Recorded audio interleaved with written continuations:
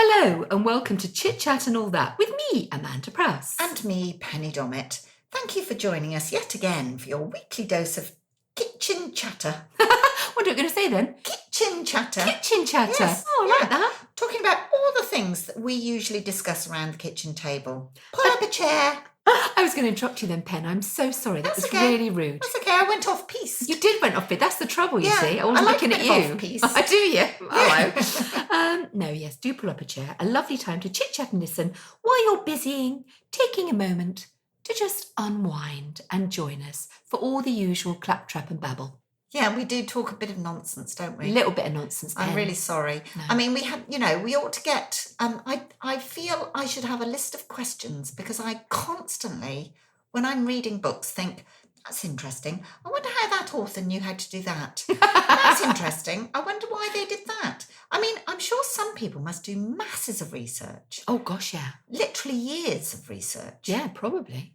Because how do they know about all these things? I don't know. What did they do before we had the internet? That's the thing. I know when I did my dissertation, for example, I spent an awful lot of time in libraries and research libraries and, places like that, looking for primary source documents that I could scan through. Now, click, click, click, the whole world at my fingertips. It's changed everything. Yeah. That internet, it's a good idea. That internet. I think it might catch on. Yeah. I mean, it is remarkable. Even for me, if I'm in the garden and I'm thinking, I can't remember, how do you prune back a Deutzia or something? No, I often think that. How do you prune back a Deutzia? Deutzia pruning. Boom. Yeah. Don't always believe it, though. No.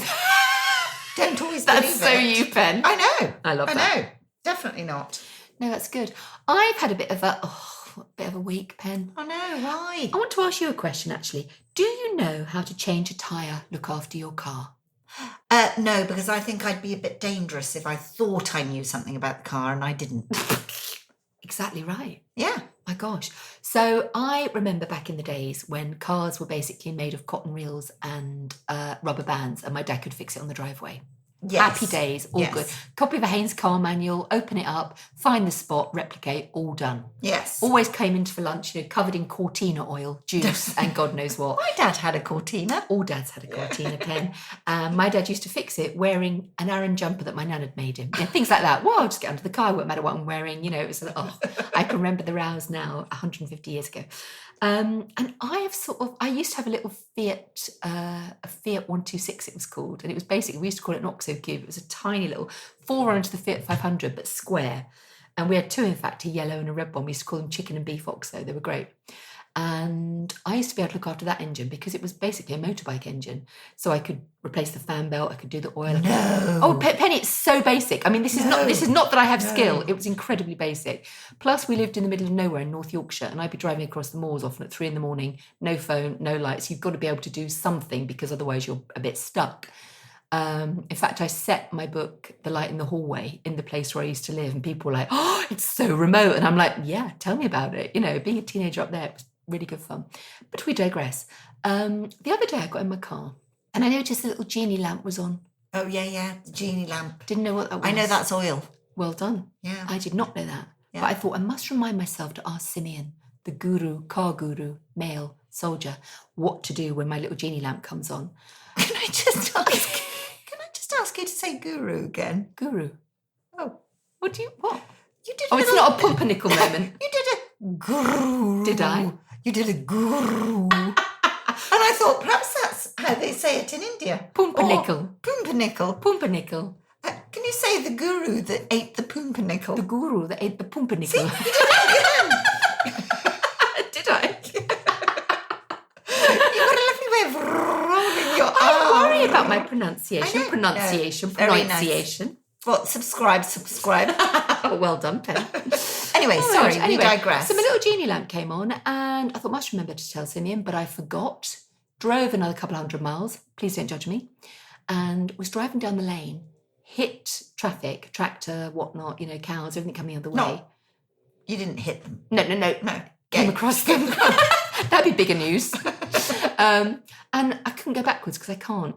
So luckily the farmer said, that's okay, Mandy. I'll go backwards for you. So I jump out the car. I know, I'm ashamed. He gets in and manages to manoeuvre my car back into a tiny spot so that everything can come past.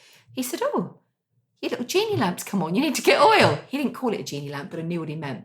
He said, you need to go right now. So I thought, a bit dramatic. So I drove down to the garage and said, oh, Manning Garage, our local garage, which is wonderful. Can you have a look at this for me? And he went, good Lord. He said, he pulled out this, he said, can you pop that little lever at the front, open the boot, the front, what's it Bonnet. called? Bonnet. And I said, I didn't even know that was a lever. There was a little flat panel. He said, no, that's the lever. So I pulled it. The whole bloody thing popped up. It's like clever. Magic. So he looks in. He says, right, you see this here? Pulls out this enormous long stick. God knows where it's come from. And he says, this is your maximum oil line. This is your minimum. You are probably a mile away from your engine blowing up. I said, what? He said, yeah, literally. And I said, oh, you're just joking to scare me. He said, no, I'm really not. This is very, very dangerous. And I'd driven for miles with no oil. They don't know why it came out. Because I thought once you'd filled it up, you didn't need to refill it up. Yeah, but most modern day cars these days, you don't have to put much more oil in it. It keeps it in it. Mine had gone. Yeah. I don't know where. Had it been stolen? Has someone had it? I'm not sure. But anyway, he filled up my oil and he saved the day. And it made me think, you see people sort of on the side of the motorway sometimes and they're changing a tyre or they're checking pressure. I don't know how to do any of that. And I feel a bit sort of, I feel vulnerable because I drive a lot. No, you see, I think slightly differently. I think it's more dangerous to think you know how to do that than to just make a phone call and get an expert who does know how to do it. Because I had a very similar thing happen. My lovely van, my work van. Oh, I like your little van. I just thought there's something not quite right with the brakes. They were working. They're important, Pen. They were working, but they felt different under my foot. Bit spongy? Well, not even spongy, just crinkly. Crinkly, the old crinkly brakes. Yeah. Did you? Oh, so hello, dogs. So I thought, no, I thought my brakes feel a bit odd. So I said to Robert, can you have a quick go in the van, see if you think there's anything wrong with the brakes? No, nothing wrong with the brakes. They're all fine. Anyway, so I carried on driving it. Had you recently taken out car insurance? A life insurance? Just checking. That's what it was. And then the ABS light comes on. What's that? I'm assuming they don't mean abs. Oh, my abs light will be on all the time. Yeah, Where are they? Where are your abs? So I did take it to my lovely garage, my lovely Ken, and he went, oh, goodness me. Well, £600 later. Yeah, I know. And he said, good job you didn't keep on driving it, he said. Oh, so is it dangerous? Yeah. When you don't know things, you're better off taking it to someone who does know. I don't know. I kind of think I want a little bit of knowledge in certain things. I mean, I wouldn't attempt anything major, but I'd quite like everything in the car these days is major. Yeah. And the computer tells you. Yeah. Goodness knows how I'd change a tyre. No. Well, you wouldn't. You'd ring the AA. Yeah. I don't think I've got the physical strength to do it. And also, it's very scary. Oh, on the side of a motorway. Gosh. I just would, honestly, that slightly bothers me. Can you imagine breaking down on the motorway? What would you do? Cry. I would cry a lot. I'd cry. It'd be good, wouldn't it? Be helpful. Yeah. We'd cry. Yeah. We'd stand at the side. We'd cry some more. Yeah. Maybe not cry. I don't know. I try not to think about it. No. But I have this supreme faith in things that when it lets you down is always really shocking, isn't it? You know, like if your computer breaks, you're like, it's like the end of the world. It's like I always think it's going to go on forever. I mean, I've had a spade break in half. That was pretty That must desperate. have been terrible, Penny. You're right. You're right, love. Yeah. I mean, I just about managed. But, I was thinking that, I might do a little car course or something. Yeah, but then you'd have a bit of knowledge and you'd think you knew more than you did. Well, and that's that welcome to my life, Penny. Yeah. I've heard of blagging, but you don't want to blag with a car. No, not when it comes to safety issues. No, Pen. definitely not. Leave it to a responsible professional. An adult. Talking of responsible professionals, I want to plant some trees. Oh, yes. So we have got a paddock at the back of the garden, as you know, which is sort of part of the garden. And it's a bit bland. It's just a big square sort of hedged area. I don't know how to describe it. Field. Yeah. And I would like to make it, when I look at your garden, which is interesting, and you sort of feel there's secret areas. And Meandering. Good word, Pen. Meandering among your foliage. I kind of thought I'd like something more interesting. What plants, what trees can I plant? I don't want anything that's going to take, 1,000 years to grow. No. And also, we are approaching the time of year where it is brilliant to plant trees because there are two types of plants, how they are sold to you. They are sold containerized, which is how most plants are sold at the garden centre. They're in a great big container, aren't they? They're in a lovely big pot. Yes. They come in different sizes. So you go little alpines that are in 9 centilitre are the little square pots. Then it carries on getting bigger, litre, 2 litre, 3 litre. Most shrubs are sold in 3 litre pots, and then it gets to the big stuff, 5 litres, 20 litres. Trees tend to be sold in normally a 20 litre pot. Right. When you buy a tree in a pot, obviously it's been either grown in pots and potted on, or what they do is they grow them in great big rows in a field, and then in the autumn they dig them up, and they will either put them into pots and then sell them onto nurseries, and they continue growing in a pot, and they will be a certain price, or you can buy them bare root. Bare root. Now, bare root trees and hedging, sometimes shrubs, you can buy bare root, are much cheaper because you can imagine they haven't had to spend years keeping them in a pot, looking after them, watering them, etc., etc. So when you buy them bare root, literally that's what it looks like. They dig them up. Sometimes they have a nice little ball of soil that's around them, and they're quite often wrapped in hessian to keep them moist. But they are much, much cheaper. You can only buy bare root from the end of November until about the end of February. Right. So there's a very small window, but it means the tree is dormant, so it has the best chance of doing really well. And Amazing. It's cheaper. I've never heard of it. So that's when you want to buy. So what do they look like? They look take exactly, the hessian off. When you take the hessian off, you will see quite plainly the root system from where it's been dug up. And normally they're lovely, healthy, full of water roots. So when I say full of water, they're really thick. They're not wizened and dry. They're lovely, thick roots. And they will have this little bit of soil around them. It's very important when you buy them that you take them straight home and you have your hole prepared normally, and you get that tree or plant straight into the ground. Right. Because it's the winter, you'll find you need to still keep watering it, because we quite often have quite dry winters now, don't we? Yes, yeah. She says, having had the wettest winter in existence. But just be careful that they get enough water.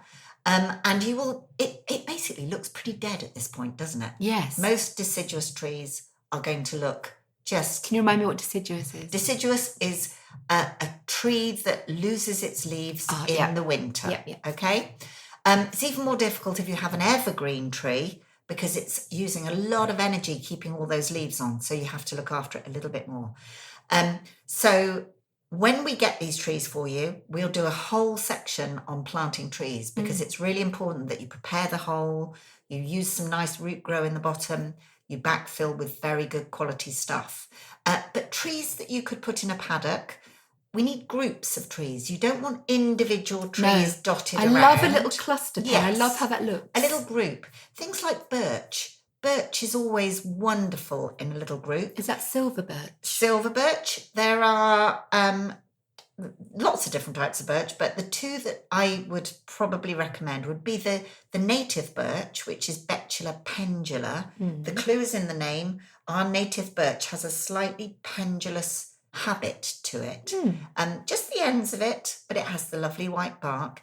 Or the one I really love is called Betula utilis. Jack Montii is the one that most people know, which is an upright birch. It's a vase-shaped birch. Beautiful. And it has very, very white bark that you can actually scrub if you want them to be really pristine.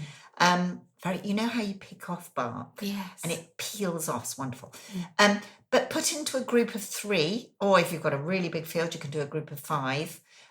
It gives that lovely cover. And then you can let the grass grow long around it, plant some nice daffodils at the base of them, and have cut some nice I paths took that through. advice from you. So I've only planted one tree, and as you know, it was my little horse chestnut Oh, yes, that I took yes. from a conker, and I've grown, and it's now about 4 or 5 foot high. It's still small, but it's on its way. And I planted all the daffodil bulbs around the base, exactly as you've said, and I'm really excited Good. to see what comes next. I do have a question. Because I put grass on top. Of daffodils? Yes. Yes. Will it grow up through the grass? Yes. Ah, yes. Okay. I mean, there are certain things that don't like the competition of grass. Yeah. So there's no point in growing them in a paddock situation. Mm. Daffodils, absolutely, it's called naturalizing, which means they go like nature intended and they grow in drifts within the grass. And the lovely thing about daffodils is the fact that they will multiply. And so that you'll get more and more and more every single year.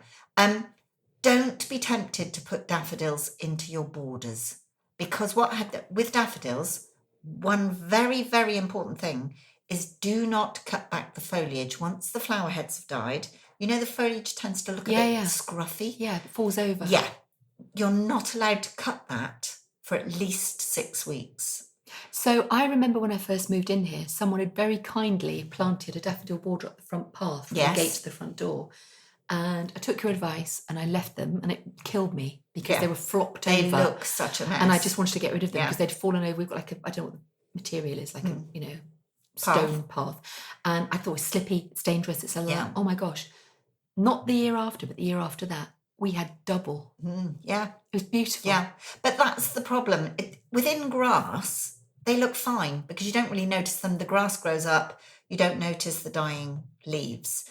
If you put them into your border, into your beds, you really notice these great big clumps of dying, yellowing leaves. So that's why I always say don't put daffodils into your borders, because the foliage just looks a mess. And do you remember that awful habit that we used to have of tying them up? Yes, I've seen that. Yeah, terrible. Don't do that. Oh. In tying them up, the same thing. What we need is for all the sugar to go back down into the bulb, that amazing power pack. We need all the goodness to go back down into that bulb. And if we chop off the leaves, it has no way of containing that goodness from the sun and getting back down into the bulb. And that's why you won't get flowers the next year. Wow. That's why you have to leave that foliage until it's completely died back. All the sugar's gone back down into the bulb, ready for the following year. Amazing. That's why. Could I, Pen, have, if I do my cluster of trees, which we do in November, you can help me, obviously. In fact, you'll do it, I'll watch. Yeah. Is that what I mean? Yeah. Can I have bluebells? You can, but bluebells like shade. And so under the shade of a tree, we could, but the lovely thing about bluebells, as you know, very aged old woods. That's where you get the most bluebells. That's how plant historians know the age of woods, by how old the undergrowth is. Well, I know. So bluebells tend to show that a woodland is very old. I love a bluebell. Yeah. But the problem with bluebells is they are rampant. And they grow wonderfully within a woodland, don't they? And everybody says the more the better. Mm. Imagine that escaping into your garden. And we actually did a garden once where I went to see them sometime, I can't remember the time of year, July or something. And, we talked about the garden, and then we went back, we planted the garden. And then the following April, he rang me and he said, "We're really disappointed. We've still got the bluebells." And I went, "Sorry? What bluebells?" Well, that's what we wanted to get rid of, all the bluebells in our garden. And he hadn't mentioned the bluebells. And because they weren't showing when I saw the garden, didn't know anything about the bluebells. And literally the whole garden was covered in bluebells. So we had to take all the plants out. No! Yeah, we had to sieve the soil to get all the bluebell little bulbs out. But bluebells can be known to be like 2 meters down in the ground. So you just have to literally take them out every time they come up. You chop them off. Thing is, Pen, I'm trying to think of that paddock full of bluebells. I'm not hating it. No, but you see, you can cheat. If bluebells don't grow because it's too sunny, for example, you use something called camassia. Camassia are blue upright. How do you spell that, Penny? K or C? C-A-M-A-S-S-I-A. They're beautiful, absolutely beautiful. Taller, much taller than bluebells, same colour, and they'll grow in sunlight. They like it a bit moist, but they will grow in sunlight. But do you know what? As long as you're going to keep it to one area, let's try a bluebell. I'd love that. You know, that would be fine. And then literally mow paths through. Wow. Another tree that's really beautiful in that sort of setting is an alder. Alder tree. Oh, yeah. My nan's favourite tree. They don't mind if it's, they like a bit of moisture, but they don't mind. Is that A-L-D-E-R? A-L-D-E-R. Alnus cordata, Italian alder. Very different to elder. Don't get confused with elderberry or anything like that. It's why it's wonderful is it has leathery leaves, but it has a cone and tassels on the same branch. So it's really an interesting tree. Yeah, really interesting. I've got quite a lot over the chicken run. Yeah. And they're a lovely tree. Grows well in a clump. Love that. Really, really good. So we don't want anything too massive. No. Don't want oaks or elms or See, I've been talking to various people about planting my trees, and someone said, but aren't you worried about, you're going to plant a load of trees in 100 years, people won't be having the space to land their spaceship? And I said, I'm actually not worried about that. No. But I don't want it to be so slow growing that I'm, gone and dusted before I get to sit in the shade of it. I know. And we actually have a rogue oak tree growing in the paddock. And I keep saying, we need to take it down, But I sort of feel it's not going to be my problem. Yes, exactly. I feel the same. Yeah. But these ornamental trees that will give you interest. Crab apples. Yeah. Wonderful. Something like that. See, our front garden, we've got too many trees in it. Well, but also, have you got any tree preservation orders on any of yours? I don't know. You don't know what that is, do you? No. I can tell from your face.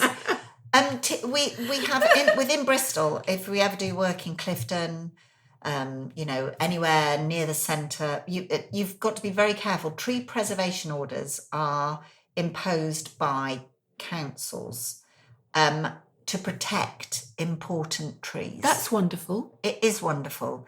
Sometimes it's a frustrating thing to have to deal with because sometimes we're faced with trees that aren't healthy, that have caused a problem to nearby buildings, gardens, whatever. But the majority of the time, it has a wonderful place. Yeah. It's a good thing. And often it's on the very, very old trees. Yes, ours are very old. Yeah. I mean, hundreds of years old. But there's 2 large cedars, which are, we've taken all the lower boughs off, but they are vast. And a large walnut tree and a huge oak. Yeah. And another one, I don't know what that is, up on the driveway. I don't know. But it just feels a bit tree heavy. Yes.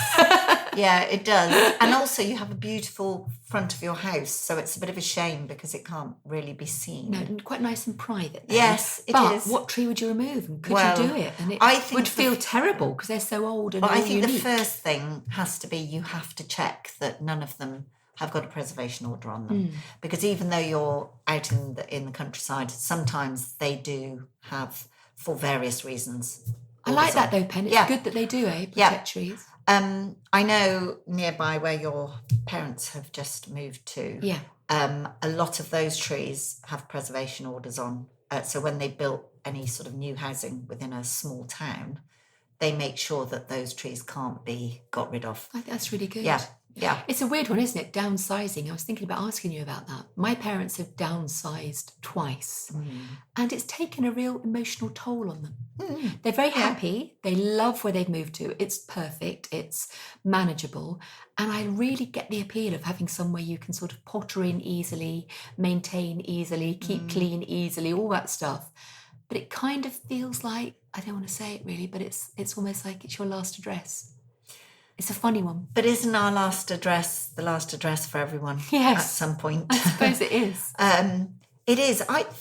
First time ever, I actually thought about our garden and because it's it's so much work. Yeah. It's so much work. And how on earth we would manage.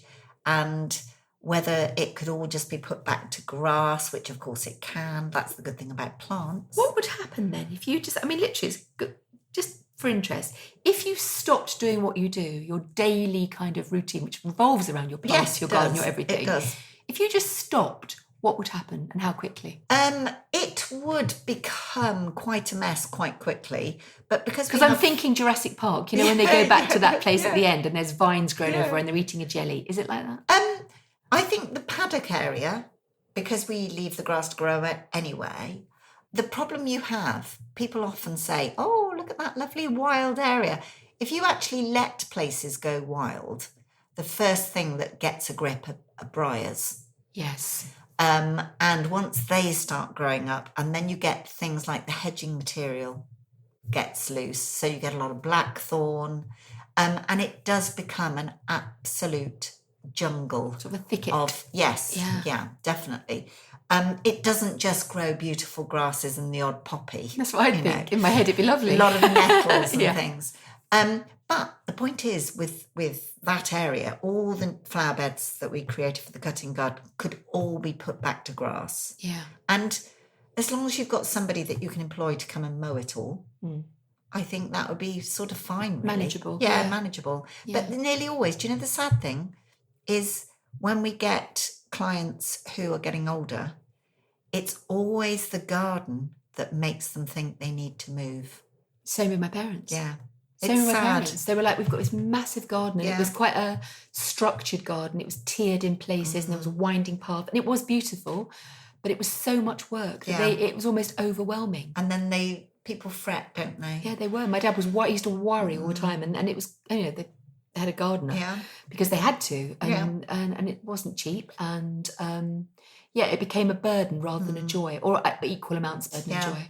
Because we have got a few clients that would love us to go more often because, you know, they're getting older, they have a massive garden. It's very difficult to find gardeners that actually know plants. It is, yeah. I mean, I'm not, you know, saying anything out of turn here, but there are very few maintenance crews that actually know anything about plants. Yeah. They set to with they a might machine. be able to cut the grass. Yeah. Or, If they've got a machine, a hedge trimmer or a strimmer or a mower, they're fine. But when it comes to plants, they really don't have a clue. No. Because, do you know, that's another of my annoying bugbears. Nobody gets taught about plants anymore. No, it's You true. know, there's no horticulture in schools. They do on this podcast, Penny. Well, they do. They get bored by No, I horticulture. love it. I love it. It's very difficult because unless you're taught it by your parents or your grandparents or somebody, you don't get it in schools. I mean, there might be the odd gardening club.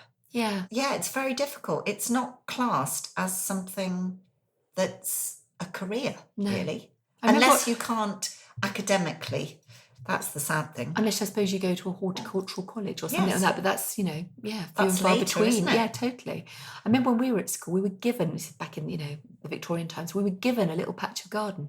Oh, really? It was at the school? At school. Wow. In fact, the school was a flint building, St Michael's School in St Albans, if anyone's interested, in St Michael's Village. It was like a flint building, and there was sort of a dirt border going all the way around, and everyone had a little section, and it was their garden. And it was probably, you know, I don't know how big that is, Penny. What's that?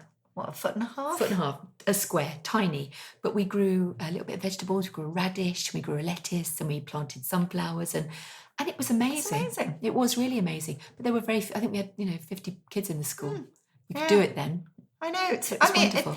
And the joy that kids get from seeing something grow from a seed. I mean, I still am amazed. It's still magic to me. Yeah. When I'll start sowing seeds around now, autumn sown seeds, and I rush up to that greenhouse to see if anything's germinated. Yeah. And it is a joy when you go, oh my gosh. Isn't that the seeds something, have though, that germinated. you've been doing it for all this time and you still get that Buzz. absolute Yeah. joy and thrill? I feel like that about my writing. I still love it. I still can't wait to get back to that keyboard. What's the point? What's the actual, the moment that you are at your peak of, oh my gosh, this is amazing? Is it when you first start? Is it when you see it in print? I mean, you see all these Instagram posts of people that get their box of their first book. Not that for me. No? It's not when I see it in print. It's not when it's out. For me, Publication? it's where, no, not even that. I don't know, maybe I'm odd, but for me, I much prefer the process of writing than I do having a book come out. For me, being involved in the process and being free and left in peace to just indulge in that thing that gives me most joy. And I will start a story and I write very, very fast, very, very quickly because I'm excited and impatient and I'm just bashing, getting it down. And then I'll suddenly realise, I'll look up and I'll realise 4 hours have gone by. My legs are cramped. I need a wee. I'm in dire need of some caffeine. Haven't eaten. The dogs have got their legs crossed at the back door. And I've just been lost. You can hear the dogs snoring in the background. I do apologise. But you're used to that now, right? Yeah. And it's this moment where I think, and I realise I know I don't want to sound too, but I'm at one with that story. I'm in it, I'm living it, and I'm just totally lost. And I literally look up and it could be day where it was night or whatever, vice versa.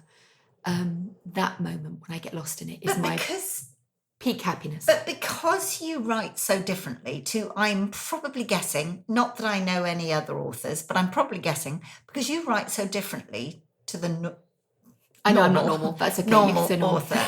In that you know that entire story when you first sit down to write chapter 1.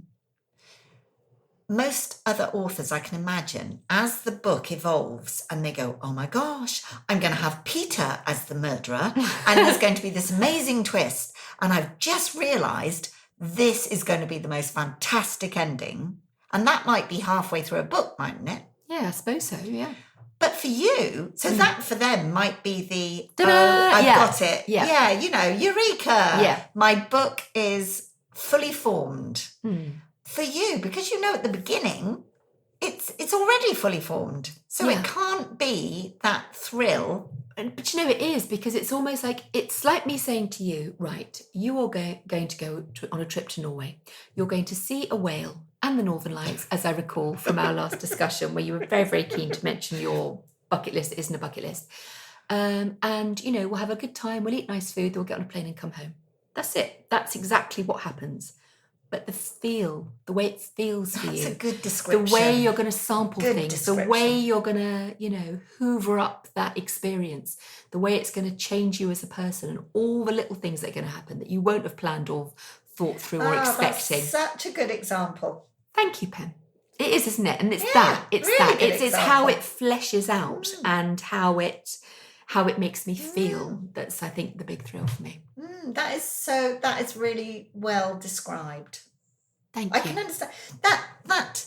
I just can't imagine. I mean, your world is so alien to me.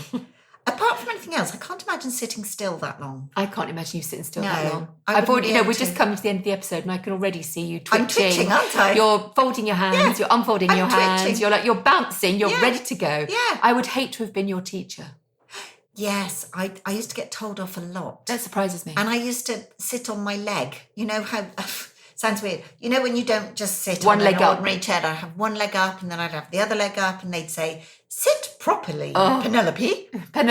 Sit properly.